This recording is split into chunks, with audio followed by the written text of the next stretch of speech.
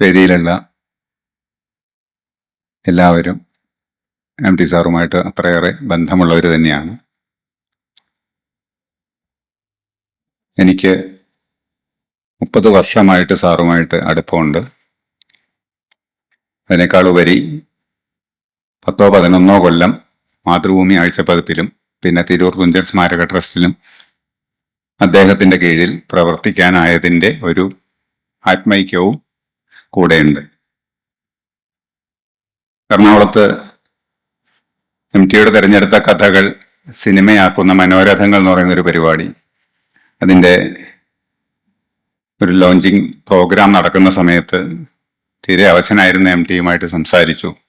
നിങ്ങളെല്ലാവരും കണ്ടതാണ് മമ്മൂട്ടിയുടെ നെഞ്ചിലേക്ക് ചാഞ്ഞു നിൽക്കുന്ന എം ടിയുടെ ഒരു ചിത്രം. നമുക്ക് മറക്കാൻ സാധിക്കില്ല. അത് അക്ഷരാർത്ഥത്തിൽ കുഴഞ്ഞു പോയത് തന്നെയായിരുന്നു. അതല്ലാതെ മാധ്യമങ്ങൾ വിശദീകരിക്കുന്ന പോലെ വൈകാരികമായ അടുപ്പമൊന്നും ആയിരുന്നില്ല അത്. അതിനു മുമ്പ് അദ്ദേഹവുമായി മുറിയിലിരുന്ന് സംസാരിച്ച ശേഷം ഞാൻ വേദിയിലേക്ക് വന്നതാണ്. അപ്പോൾ അതിൻ്റെ പുറകെ അദ്ദേഹം എത്തുകയും ശാരീരികമായൊരു അവശത കൊണ്ട് അന്ന് മമ്മൂട്ടി അല്ലായിരുന്നു, ഇവിടെ മറ്റൊരാളായിരുന്നെങ്കിൽ അവരുടെ നെഞ്ചിലേക്ക് ചാരുമായിരുന്ന ഒരു സാറ് തന്നെയായിരുന്നു. അല്ലാതെ വിഷമം തോന്നിയ ഒരു സമയമായിരുന്നു. ഈ താരനിബിഡമായ ഒരു വേദിയിൽ ഒട്ടും വയ്യാതെ സാറ് വന്ന് നിൽക്കുന്ന രംഗം മറക്കാൻ പറ്റാത്ത ഒന്നായിരുന്നു. അതിനുശേഷം പിന്നെ തിരിച്ചു വന്ന് ഏതാനും ദിവസങ്ങൾക്കും വീണ്ടും ആശുപത്രിയിലാവുകയും 2ാം ഊഴമല്ല ആശുപത്രിയിലെ 5ാം ഊഴത്തിൽ അദ്ദേഹം ഇല്ലാതാവുകയും ചെയ്തതാണ് നമ്മൾ കണ്ടത്. കഴിഞ്ഞ 22-ാം തീയതി എൻ്റെ മകൻ്റെ കല്യാണമായിരുന്നു. അതിന് 20-ാം തീയതി രാത്രിയായപ്പോഴേക്കും സാറിൻ്റെ ആരോഗ്യനില വല്ലാതെ വഷളാവുകയും ചാനലുകളൊക്കെ ബ്രേക്കിംഗ് ന്യൂസൊക്കെ എഴുതി കാണിക്കുകയും ചെയ്തത് എനിക്ക് ഓർമ്മയുണ്ട്. വല്ലാത്തൊരു മാനസിക ഒരു അവസ്ഥയായിരുന്നു എനിക്കന്ന്. കാരണം മകൻ്റെ കല്യാണം ഒരിടത്ത്, സാറിൻ്റെ ഏത് നിമിഷവും ഏറ്റവും മോശമായ ആ വാർത്ത കേൾക്കാമെന്നുള്ള ഒരു അവസ്ഥയും, ഉറങ്ങാൻ പറ്റാതിരുന്ന ഒരു രാത്രിയായിരുന്നു. പിറ്റേന്ന് രാവിലെ ഞാൻ എല്ലാ തിരക്കുകളും മാറ്റിവെച്ച് ആശുപത്രിയിലെത്തി. ബേബിയിലെ ICUവിൽ പോയി അദ്ദേഹത്തെ കണ്ടു. വളരെ വിഷമമായിരുന്നു. കാരണം വളരെ ശക്തമായി ശ്വാസം വലിക്കുന്നു. അദ്ദേഹത്തിൻ്റെ ദേഹത്ത് എന്തെങ്കിലുമൊക്കെ സ്പർശിച്ചാൽ അവിടെയെല്ലാം മുറിയുന്നത്ര സെൻസിറ്റീവായിട്ട് ചർമ്മമൊക്കെ മാറിക്കഴിഞ്ഞിരിക്കുന്നു. തിരിച്ചിറങ്ങുമ്പോൾ മനസ്സിൽ ആഗ്രഹിച്ചത് വേദനയുടെ, ഇടയ്ക്ക് ഞരങ്ങുന്നതും കേൾക്കാം, വേദനയുടെ അബോധത്തിൻ്റെ ഈ ലോകത്ത് നിന്ന്, നിസ്സഹായതയുടെ ലോകത്ത് നിന്ന് സാർ എത്രയും വേഗം രക്ഷപ്പെടട്ടെ എന്ന് തന്നെ മനസ്സിൽ പ്രാർത്ഥിച്ചിറങ്ങിപ്പോന്ന ഒരു സമയമായിരുന്നു അത്. മകൻ്റെ കല്യാണം എല്ലാം കഴിഞ്ഞു. അതിൻ്റെ വിരുന്ന് പരിപാടിയും കഴിഞ്ഞ് മകളുടെ വീട്ടിൽ കൊണ്ടുപോയി ആക്കി ഭക്ഷണം കഴിഞ്ഞ് കൈ കഴുകുമ്പോഴാണ് സതീശൻ്റെ ഫോൺ വന്നത്, സാറ് പോയി എന്നുള്ളത്. ഒരുപാട് പിന്തുണച്ചിട്ടുള്ള, എനിക്ക് ഒരുപാട് പിന്തുണ തന്നിട്ടുള്ള ഒരാളാണ് എം ടി സാർ എന്നുള്ളതാണ് ഇവിടെ വ്യക്തിപരമായിട്ട് ഞാൻ ആലോചിക്കുമ്പോൾ ഒന്നുള്ളത്. മാതൃഭൂമിയിലെ പത്രപ്രവർത്തനത്തിൻ്റെ ബാലപാഠങ്ങൾ മാത്രം പഠിച്ചുകൊണ്ട് ദിനപത്രത്തിൽ നിന്ന് പെട്ടെന്നൊരു ദിവസം ആഴ്ചപ്പതിപ്പിലേക്ക് മാറ്റം കിട്ടുന്നു. ഇവിടെ ഇരിക്കുന്ന ശത്രുഘ്നൻ, അതേപോലെ തന്നെ രാമകൃഷ്ണൻ മാഷ്, ഇവരൊക്കെ മാറിയിട്ട് ഞാനും സഹദേവനും അടക്കമുള്ളവരെ ആഴ്ചപ്പതിപ്പിലേക്ക് മാറ്റുകയാണ്. അന്നാണ് ഞാൻ എം ടി ആദ്യമായിട്ട് കാണുന്നത്. എത്രയോ കാലം മുമ്പ് വായിച്ച് എം ടിയോട് വലിയ ഒരു ആരാധന തോന്നി എനിക്ക്. വളരെ പെട്ടെന്ന് അദ്ദേഹത്തിൻ്റെ കീഴിലേക്ക് സ്ഥലം മാറ്റം കിട്ടുന്നു. ആഴ്ചപ്പതിപ്പിൻ്റെ പത്രാധിപരാകുന്നു. നേരത്തെ പ്രിയപ്പെട്ട ശത്രുഘ്നൻ അദ്ദേഹം ഇരുന്നിരുന്ന ആ ഒരു മുറിയുണ്ട്. ആ മുറിയുടെ കസേരയിൽ ഞാൻ ഇരിക്കുന്നു. അപ്പൊ ആരെ എം ടിയെ കാണാൻ വന്നാലും എൻ്റെ മുന്നിലൂടെ മാത്രം കടന്ന് എം ടിയിലേക്ക് പോകുന്നതിൻ്റെ ഒരു വലിയ സന്തോഷമൊക്കെ തോന്നിയ സമയമാണ്. അങ്ങനെ ആഴ്ചപ്പതിപ്പിൻ്റെ ആദ്യ പുറങ്ങളിൽ ജോസഫ് അലി കച്ചേരിയും സുഗതകുമാരിയും ONVയും MN ബാലൂരും വിഷ്ണുനാരായണൻ നമ്പൂതിരിയും ബാലേന്ദ്രൻ ചുള്ളിക്കാടും ഒക്കെ വരുന്നു. മറുഭാഗത്ത് KR തോണിയും PP രാമചന്ദ്രനും അനിതാ തമ്പിയും S ജോസഫും ഒക്കെ അടക്കമുള്ള അൻവർ അലിയും അടക്കമുള്ളവരുടെ കവിതകൾ വരുന്നു. ഇങ്ങനെ വന്നു തുടങ്ങിയത് ആഴ്ചപ്പതിപ്പിന്റെ പരമ്പരാഗതമായ വായനക്കാർക്ക് ചില ആസ്വാസ്യങ്ങൾ ജനിപ്പിക്കുന്നു. ഞാൻ എഡിറ്ററുടെ മുറിയിൽ, ഞാൻ എഡിറ്റർ എന്നൊക്കെ അന്ന് വിളിച്ചിരുന്നത്, സാറിനൊക്കെ പിന്നീടാണ്. കാരണം എഡിറ്റർ എന്നുള്ള പദവി അത്രയേറെ പ്രധാനമായിരുന്നു എന്ന് വിചാരിച്ചിരുന്നത് കൊണ്ട്. അങ്ങനെ പരാതി വരുന്ന ഒരു ദിവസം ഞാൻ എഡിറ്ററുടെ മുറിയിൽ നിൽക്കുമ്പോഴാണ് മാനേജിങ് എഡിറ്ററുടെ ഒരു കോൾ വരുന്നു. എനിക്ക് കേൾക്കാം, ആ ശബ്ദം ഫോണിലൂടെ എനിക്ക് കേൾക്കാം. ആഴ്ചപ്പതിപ്പിനെ കുറിച്ച്, വസുദേവൻ നായരെ ആഴ്ചപ്പതിപ്പിനെ കുറിച്ചൊരു പരാതിയുണ്ട്. അതിൽ വരുന്ന കവിതകൾ വായിക്കാൻ കൊള്ളാത്തതാണ്, വൃത്തമില്ലാത്തതാണ്, ഗദ്യ കവിതകളാണ്, ആഴ്ചപ്പതിപ്പിന്റെ മഹത്തായ കാവ്യ പാരമ്പര്യത്തെ തടസ്സപ്പെടുത്തുന്ന കവിതകളാണ് ഇപ്പോൾ വരുന്നതെന്ന് പറഞ്ഞപ്പോൾ ഇത് ഞാൻ കേൾക്കുന്നുണ്ട്. എന്തായിരിക്കും എന്നോടുള്ള ഒരു പ്രതികരണം എന്ന ആശങ്കയിൽ നിൽക്കെ അദ്ദേഹം ഫോണിലൂടെ പറയുകയാണ്, ഞാനും കൂടി കേൾക്കാൻ വേണ്ടിയാണ് എന്ന് ഞാൻ വിചാരിക്കുന്നു. 2 കാരണങ്ങൾ കൊണ്ട് ആ ആക്ഷേപങ്ങൾ സ്വീകരിക്കേണ്ടതില്ല. 1, ഇതിൽ വരുന്ന കവിതകൾ ഞാൻ കാണുന്നുണ്ട്. 2, കവിതയെക്കുറിച്ച് അഭിപ്രായം പറയേണ്ടത് ഇന്നയാളല്ല, പരാതി പറഞ്ഞ ആളല്ല എന്ന് പറഞ്ഞുകൊണ്ട് ഒരു വലിയ പിന്തുണ തന്ന അനുഭവം ഞാൻ ഓർക്കുകയാണ്. ഒരുപാട് കാര്യങ്ങൾ. പിന്നീട് എല്ലാ ദിവസവും എല്ലാ ആഴ്ചയിലുമുള്ള ആഴ്ചപതിപ്പ് മീറ്റിങ്ങുകളിൽ അദ്ദേഹത്തിന്റെ 2 പ്രധാനപ്പെട്ട രചനകൾ ലോകത്ത് ആദ്യമായി വായിക്കാനുള്ള, അദ്ദേഹം എഴുതി കഴിഞ്ഞ ആദ്യം വായിക്കാനുള്ള സൗഭാഗ്യം ലഭിച്ച ഒരാൾ കൂടിയാണ് ഞാൻ. ഒക്കെ സന്തോഷം. ഇന്നലെ ആ സിതാരയുടെ മുന്നിൽ നിൽക്കുമ്പോൾ മനസ്സിൽ ഓർമ്മ വന്ന കുറെ കാര്യങ്ങൾ കൂടിയാണിത്. 1, രമണന്റെ വാർഷികം വരുന്നു, ഒരു ലേഖനം വേണം. ഞാനും സഹദേവേട്ടനും കൂടി MT കൊണ്ട് ചെന്ന് കണ്ടിട്ട് സാർ എഴുതി തരണം എന്ന് പറഞ്ഞു. അപ്പൊ അദ്ദേഹം പറഞ്ഞു, രമണന്റെ വാർഷികമാകുമ്പോൾ നിശ്ചയമായി നമ്മൾ കൊടുത്തേ തീരൂ, പക്ഷെ ഞാൻ തന്നെ എഴുതണമെന്ന് നിർബന്ധമുണ്ടോ എന്ന് ചോദിച്ചു. അപ്പൊ ഞങ്ങൾ പറഞ്ഞു, എഡിറ്റർ തന്നെ എഴുതണം, ഞാൻ എഴുതി തരാമെന്ന് പറഞ്ഞു. ആഴ്ചപ്പതിപ്പ് ചെയ്യേണ്ട ഒരു ഡെഡ് ലൈൻ ഉണ്ട്. ആ സമയമായിട്ടും രചന കിട്ടാതെ വന്നപ്പോൾ ഞാൻ പോയി പറഞ്ഞു, സാറേ അത് കിട്ടിയിട്ടില്ല.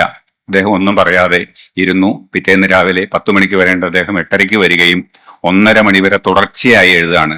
അതിനിടയ്ക്ക് മുറിക്കകത്ത് ഒരുപാട് ഗണേശ് വീഡികൾ എരിഞ്ഞമരുന്നുണ്ടായിരുന്നു.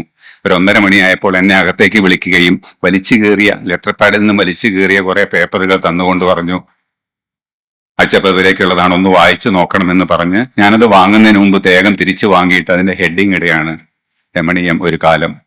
അതിന്റെ ആദ്യ വായനക്കാരനായിരുന്നു ഞാൻ. അതുപോലെ ചൈനയിൽ അദ്ദേഹം ഒരു യാത്ര, സാഹിത്യ സംവാദവുമായി ബന്ധപ്പെട്ട ഒരു സാഹിത്യ സംഘവുമായി ബന്ധപ്പെട്ട ഒരു യാത്ര പോയി വന്നു. സാംസ്കാരിക വിനിമയത്തിന്റെ ഭാഗമായുള്ള യാത്ര. അതിനെക്കുറിച്ച് എഴുതി തരണമെന്ന് ഞങ്ങൾ ആവശ്യപ്പെട്ട് കഴിഞ്ഞപ്പോൾ ഇതേപോലെ ഒരു 3-4 ലക്കങ്ങളായി കൊടുക്കാവുന്ന ഒരു യാത്രാവിവരണം എന്ന് പറയാൻ സാധിക്കില്ല, സാഹിത്യ പ്രധാനമായ ഒരു യാത്രാവിവരണം എഴുതി എനിക്ക് തന്നു. അതിന്റെ പേരാണ് വൻകടലിലെ തുഴവള്ളക്കാർ, അദ്ദേഹത്തിന്റെ പ്രസിദ്ധമായിട്ടുള്ള ചൈനീസ് യാത്രാ സാഹിത്യ വിവരണ ഗ്രന്ഥം. ഈ 2 രചനകളും തീർത്ത് പറയാൻ സാധിക്കും. അദ്ദേഹത്തിന്റെ ഹാൻഡ് റൈറ്റിംഗിൽ ആദ്യം വായിച്ച ആള് ഞാനാണ്. അപ്പൊ അങ്ങനെ ഏതാണ്ട് 4 വർഷക്കാലമാണ് ഉണ്ടായിരുന്നത്, ആഴ്ചപ്പതിപ്പിൽ ഉണ്ടായിരുന്നത്. ഓരോ തവണയും ഒരു പ്രത്യേകമായ കരുതലും സ്നേഹവും ഒക്കെ നമ്മളോടൊപ്പം കാണിച്ചിരുന്ന, കുറ്റം പറയേണ്ടതും തെറ്റ് വന്നതുമായിട്ടുള്ള കാര്യങ്ങളെ അതിൻ്റെതായ രീതിയിൽ പറഞ്ഞില്ല എന്നുള്ള അർത്ഥത്തിലല്ല, നമ്മൾക്കൊരു വലിയ ആത്മവിശ്വാസം തന്ന ഒരു എഡിറ്ററായിരുന്നു അദ്ദേഹം. മലയാളത്തിലെ ഏറ്റവും പ്രസിദ്ധനായിട്ടുള്ള സാഹിത്യ പത്രാധിപർ ആയിരുന്ന MT. അദ്ദേഹത്തോടൊപ്പം പ്രവർത്തിക്കാനായ ആ 4 വർഷം. ഒരു ദിവസം രാവിലെ അദ്ദേഹം വരുന്നു, 2ാം തവണത്തെ വരവാണ് മാതൃഭൂമിയിൽ. അദ്ദേഹം വരുന്നു, വന്ന് പുസ്തകങ്ങളൊക്കെ അടുക്കി വെക്കുന്നു, എന്നെ അകത്തേക്ക് വിളിക്കുന്നു. എന്നിട്ട് എന്നോട് പറഞ്ഞു, ശ്രീകുമാര ഞാൻ പോവുകയാണ്. എന്നെ ശ്രീകുമാര എന്നാണ് വിളിക്കുക, ശ്രീകുമാർ എന്നല്ല, ശ്രീകുമാര എന്നാണ് അദ്ദേഹം വിളിക്കുക. ഞാൻ പോവുകയാണ്, ഇവിടെ കുറെ പുസ്തകങ്ങൾ അടുക്കി വെച്ചിട്ടുണ്ട്, അദ്ദേഹത്തിന്റെ ഓതേഴ്സ് കോപ്പി ആയിട്ട് വന്ന പുസ്തകങ്ങളാണ്, അതിൽ നിന്ന് ഇഷ്ടമുള്ളത് എടുത്തോ എന്ന് പറയുന്നു. ഞാൻ കാലത്തിന്റെയും മഞ്ഞിന്റെയും ഓരോ കോപ്പി എടുത്ത് ഒപ്പിട്ട് തിരിച്ച് നടക്കാൻ ഭാവിക്കുമ്പോൾ അദ്ദേഹം എന്നെ വിളിച്ചിട്ട് ദയ എന്ന പെൺകുട്ടി എന്ന ബാലസാഹിത്യ കൃതിയുടെ ഒരു കോപ്പി കൂടി ഒപ്പിട്ട് തന്നിട്ട് പറഞ്ഞു, ശ്രീകുമാരൻ ബാലസാഹിത്യം എഴുതുന്ന ആളല്ലേ, ഇതുകൂടി ഇരുന്നോട്ടെ എന്ന് പറഞ്ഞ് അതിനുശേഷം അദ്ദേഹം അവിടെ നിന്ന് കുറച്ച് പുസ്തകങ്ങളും എടുത്ത് താഴെ പുറത്തേക്ക് ഇറങ്ങുന്നു. പുറത്ത് സഹദേവനും അശോക് ശ്രീനിവാസും, ചിത്രഭൂമിയുടെ ചുമതലയുണ്ടായിരുന്ന അശോക് ശ്രീനിവാസും ഉണ്ട്. അവർ 2 പേരും കൂടി ചേർന്ന് ഇദ്ദേഹത്തെ പുറത്തെത്തുന്നു. ഇദ്ദേഹം കാറിൽ കയറി പോകുന്നു. 35 കൊല്ലം മാതൃഭൂമിയിൽ ജോലി ചെയ്തതിന് ശേഷം ഒരു പത്രാധിപർ, മലയാളത്തിലെ ഏറ്റവും പ്രശസ്തനായ പത്രാധിപർ, 2-3 ആളുകളോട് മാത്രം ചെറിയ ചിരി കൊട്ടി ഒന്ന് ചിരിച്ചുകൊണ്ട് കാറിൽ ഇറങ്ങിപ്പോകുന്ന രംഗമാണ് ഞാനിപ്പോഴും ഓർത്തത്. ഇന്ന് പക്ഷേ ഒരു പത്രത്തിൽ വന്ന വാർത്തയിൽ ഇത്രയേറെ വർഷത്തെ പ്രവർത്തനത്തിന് ശേഷം MT മാതൃഭൂമിയിൽ നിന്ന് ഒരുപാട് കൃതാർത്ഥതയോടെ പടിയിറങ്ങിപ്പോയി എന്നൊരു വരി കണ്ടപ്പോൾ തോന്നിയ ഒരു കാര്യമാണ് ഞാനിവിടെ പറഞ്ഞത്, മറ്റൊന്നുമല്ല. അദ്ദേഹത്തിന് പുറമെ ഞാനും ഏതാനും വർഷങ്ങൾ കൂടി കഴിഞ്ഞപ്പോൾ മാതൃഭൂമിയിൽ നിന്ന് സ്വയം വിരമിച്ചു. പത്രപ്രവർത്തനത്തിൽ ഒരു മടുപ്പ് തോന്നിയത് കൊണ്ട് തന്നെയാവണം മാതൃഭൂമി വിടാനുള്ള ഒരു തീരുമാനമെടുക്കുന്നു. അദ്ദേഹം വീണ്ടും എന്നെ വിളിക്കുന്നു. തിരൂർ തുഞ്ചൻപറമ്പിലെ കാര്യങ്ങൾ നോക്കാൻ ആളില്ല, അതുകൊണ്ട് ശ്രീകുമാരൻ അത് ഏറ്റെടുക്കണമെന്ന് പറയുന്നു. അങ്ങനെ തുഞ്ചൻ സ്മാരക ട്രസ്റ്റിന്റെ കോർഡിനേറ്റർ എന്ന പദവിയിലേക്ക്, ഒരു പാർട്ട് ടൈം ജോലി പോലെ ആ പദവി ഞാൻ ഏറ്റെടുക്കുന്നു. അദ്ദേഹവുമായിട്ട് വീണ്ടും പ്രവർത്തിക്കാനുള്ള അവസരം ലഭിക്കുകയാണ്. ഇത് 7ാമത്തെ കൊല്ലമാണ് തിരൂരത്തെ ആ പദവി ഞാൻ വഹിക്കുന്നത്. ഏറ്റവും സന്തോഷമുള്ള ഒരു കാര്യം, അദ്ദേഹത്തിന്റെ 90ാം പിറന്നാൾ സാദരം MT ഉത്സവം എന്ന പേരിൽ തിരൂർ തുഞ്ചൻപറമ്പിൽ 5 ദിവസമായി നടത്തിയ ആ MTയുടെ നവതി ആഘോഷം അദ്ദേഹം തീരെ താല്പര്യമില്ലായിരുന്നു. ഞങ്ങൾ പറഞ്ഞപ്പോഴൊന്നും സമ്മതിച്ചില്ല. ഞാൻ ചെയർമാനായിരിക്കുന്ന സ്ഥാപനത്തിൽ എൻ്റെ പിറന്നാൾ നടത്തുന്നത് അനൗചിത്യമാണ് എന്ന് പറഞ്ഞെങ്കിലും ഞങ്ങളുടെ കടുത്ത നിർബന്ധത്തിന് വഴങ്ങിയാണ് ഒടുവിൽ അദ്ദേഹം അത് സമ്മതിച്ചത്. പക്ഷെ അഭൂതപൂർവമായിരുന്നു ആ പരിപാടിയുടെ വിജയം. രാപ്പകൽ നിറഞ്ഞു നിന്ന സെമിനാറുകളിൽ എല്ലാവരും, മുഖ്യമന്ത്രിയും മമ്മൂട്ടിയും ചേർന്ന് ഉദ്ഘാടനം ചെയ്ത ആ ചടങ്ങിൽ ഒരുപാട് പ്രശസ്തരായിട്ടുള്ള എഴുത്തുകാരും കലാകാരന്മാരും പങ്കെടുത്ത ആ 5 ദിവസത്തെ നിറഞ്ഞ സദസ്സിലെ ആ പരിപാടി, അത് കഴിഞ്ഞ് അദ്ദേഹത്തിന്റെ കോട്ടേജിൽ ചെല്ലുകയും ആകെ ടെൻഷനായിരുന്നു. കാര്യം പറഞ്ഞാൽ തുടങ്ങുമ്പോൾ സാമ്പത്തികമായിട്ട് ഒരു പൈസയും നമ്മുടെ കയ്യിലില്ലാത്ത അവസ്ഥയാണ്. വലിയൊരു പരിപാടിയാണ് ആവിഷ്കരിക്കുന്നത്. പക്ഷെ അതെല്ലാം MTയുടെ ഒരു പരിപാടി ആയതുകൊണ്ട് എവിടെ നിന്നൊക്കെയോ സഹായ ഹസ്തങ്ങൾ വരികയും ഒരു സാമ്പത്തിക ബുദ്ധിമുട്ടും കൂടാതെ ആ വലിയ പരിപാടി നടത്തി, ഒരു 35 ലക്ഷം രൂപയോളം ചെലവുള്ള വലിയ പരിപാടി നടത്തി തീർക്കാൻ സാധിക്കുകയും ചെയ്തു. ഗോപുരനടയിൽ പോലുള്ള നാടകങ്ങൾ അവതരിപ്പിക്കപ്പെട്ടു. പിന്നീട് അന്ന് വൈകുന്നേരം ഞാൻ അദ്ദേഹത്തിന്റെ കോട്ടേജിൽ ചെന്നു. അപ്പൊ ഞാൻ പറഞ്ഞു, ആകെ ടെൻഷനായിരുന്നു സർ, പല കാരണങ്ങൾ കൊണ്ട് ഒരു ചെറിയ മഴ പെയ്താൽ പോലും അലങ്കോലപ്പെടാവുന്ന പരിപാടി യാതൊരു പ്രയാസവുമില്ലാതെ നടത്താൻ സാധിച്ചു എന്ന് പറഞ്ഞു കഴിഞ്ഞപ്പോൾ അദ്ദേഹത്തിന്റെ മുഖത്തുണ്ടായ ഒരു അധികം സംസാരം ഒക്കെ കുറവ് തന്നെയാണ്.